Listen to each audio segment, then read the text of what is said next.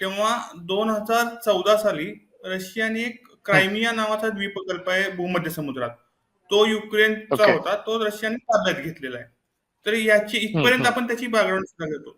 पण अगदी हं, रशिया आणि युक्रेन यांच्यातलं ते एक सुप्त संघर्ष आहे किंवा अगदी उघड पण संघर्ष जो हं, आहे, जो हं, हं, अगदी युद्ध लष्करी स्वरूपात जरी नसला तरी तो सांस्कृतिक आणि राजकीय स्वरूपातला आहे. तर त्याची आपण जेव्हा बॅकग्राऊंड हं. शोधायला जातो ना, तर ती आपल्याला खूप 8व्या शतकापर्यंत मिळते. कारण 8व्या शतकापर्यंत बरं. रशिया एक स्वतंत्र विशाल असा देश होता आणि युक्रेन हं, हं, हाही एक मोठा देश होता. त्या दोन्हीचं स्वतंत्र हं, अस्तित्व हं, होतं आणि सीमावर्ती हं, दोन राज्य असतील तर ती त्यांच्यामध्ये जो असतो संघर्ष तो त्यांच्यामध्ये कायमच चालतो आहे. अगदी 17व्या हं, शतकापर्यंत युक्रेन हे एक मोठं आणि युरोपमधलं एक मोठं राज्य होतं.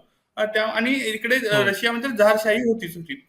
तर त्यांच्यामध्ये एक संघर्ष होता. हो, हो. 17व्या शतकात जेव्हा झारने युक्रेनवर आक्रमण करून तो भाग सगळा व्यापून घेतला, आपल्या ताब्यात घेतला, तेव्हापासून हं, युक्रेनच्या हं. मनात तेव्हापासूनची एक भावना आहे, गेली 4 शतकात ही भावना आहे, की रशिया हा आक्रमक देश आहे. ताज्या बातम्यांसाठी पाहत रहा ABC मराठी न्यूज.